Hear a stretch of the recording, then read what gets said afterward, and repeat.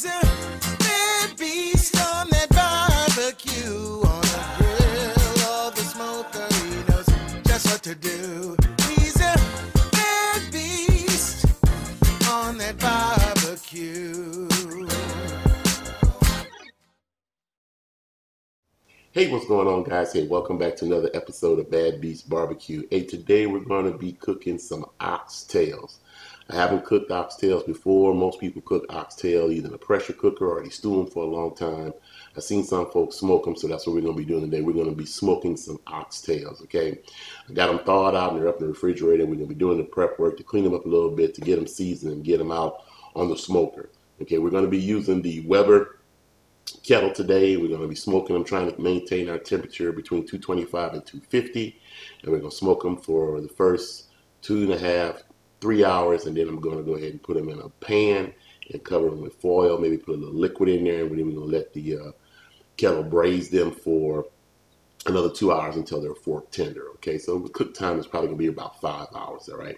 So what we're going to be doing is we're going to be, now you can use whatever seasoning that you want that goes good with beef, okay? But what we're going to be using this rub from a company called Proud Souls Barbecue and Provisions. If you guys saw my mail call video, these guys sent me this stuff here a few weeks ago. We tried one of their rubs already. It came out pretty good.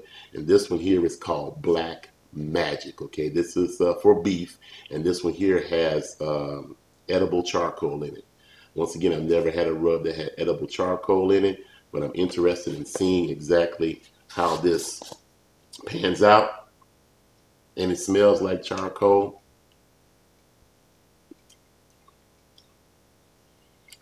But coming out of the jar, it has a nice salty flavor. It should give the food an interesting look with its black color, okay? So sit back, relax, watch this short prep work. We're gonna put these bad boys out on the Weber kettle. We'll show you the cooking process. We'll give you a taste test at the end. We'll let you know how tender the oxtails come out and how this Black Magic works out from Proud Souls. So hey, don't go nowhere. All right, guys, so here you see we got our oxtails. It looked like a pack of 4 when I purchased it. About 1.5 pounds, 1.7 pounds or so. And some of them are solid pieces of oxtail, like so.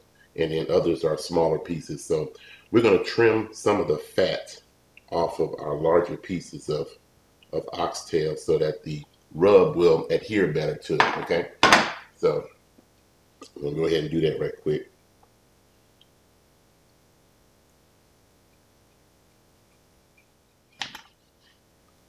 All right, so the first thing I'm gonna do, I'm gonna try to dab some of this water off of the oxtails and out of the bowl. All right.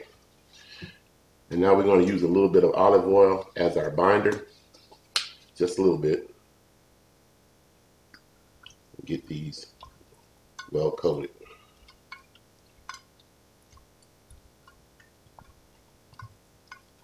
All right.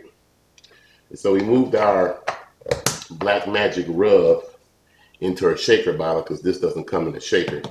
So we're going to go ahead and I'm going to lightly season these because I'm not sure how potent the salt content is or anything here. So looks like you almost dipped this oxtail in charcoal and some Kingsford outside. So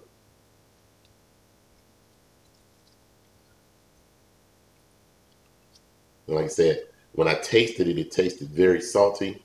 So I don't want to overdo it first time using this. So, and as soon as this rub hits the oil, it turns into a liquid too. So I don't even know if you need a whole lot or not. So oh, that was a lot. Ooh. All right, let's get these smaller pieces. Well, I hope it tastes more appetizing than it looks, because like I say, it just looks like it's covered in charcoal right now. So I don't know if you can see this. I'll turn the jug so the pan so you can see what it looks like, but almost look like you dropped it in the charcoal bin while it was cooking. Okay, so we got our seasoning on here. I'm going to take this, I'm going to put this in the refrigerator while we go outside and get the Weber kettle set up. And we're going to be using the slow and sear to control our temperature. That's a product from Untitled Barbecue. So let's go on out to the deck and get things set up.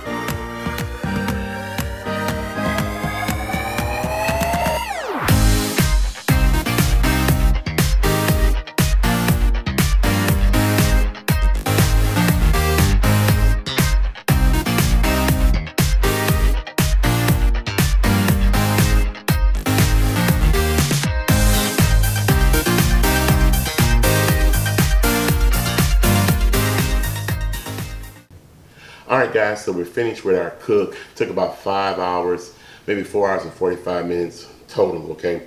And we've pulled our container off of the Weber, and it's been sitting here resting for about 20 minutes or so. And so now we're gonna go ahead and get into our, pull them out and get into our taste test, okay? So go ahead and get this foil off.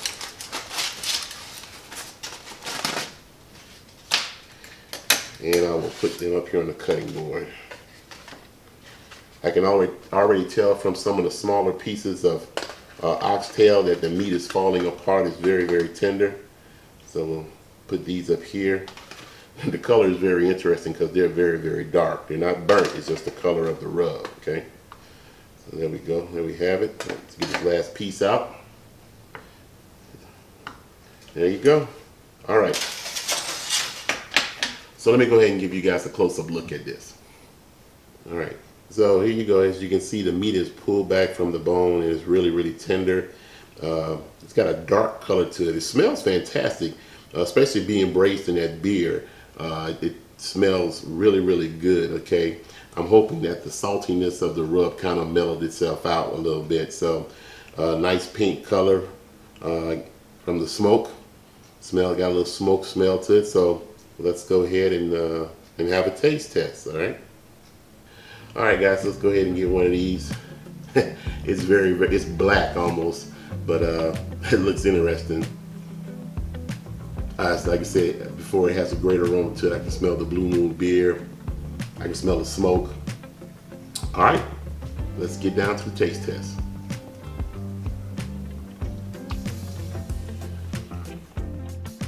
You know, surprisingly, that's not bad.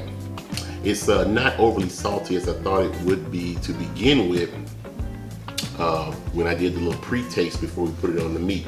The oxtails are real smoky. They're really tender. You kind of got to bite through the fat a little bit, but the fat rendered down very, very well. Let's test this again. Actually, that's pretty good. But I think it lost too much of its saltiness flavor. I can taste it. Maybe I didn't put enough on there, but I didn't want to overdo it, not knowing the potency of the salt flavor from the Black Magic rub. But oh no, it's a really good rub. I like that.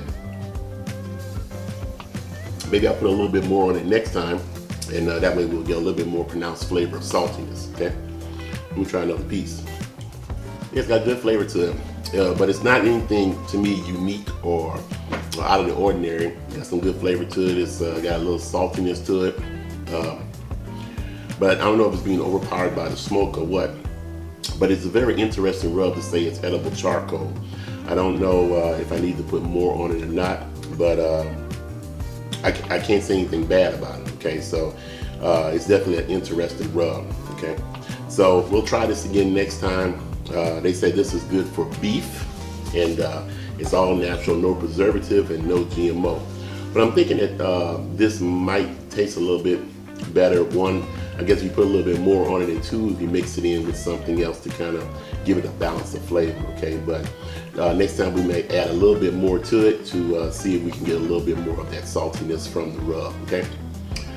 Well, that's all we have time for today. I wanted to thank the folks out there at Proud Souls Barbecue and Provisions for sending us these. We got one more that we're going to be doing a video on for those guys, and so it's a chicken rub, so we'll check that out in the near future. Okay, and if you guys are interested in getting a slow and sear, check out the guys at Adrenaline Barbecue. They have some fantastic products out there. Okay. Well, like we always say, where there's smoke, there's fire. If it's fire, then damn it, there just might be a barbecue there. Hey, as always, we'll see you guys around the smoker.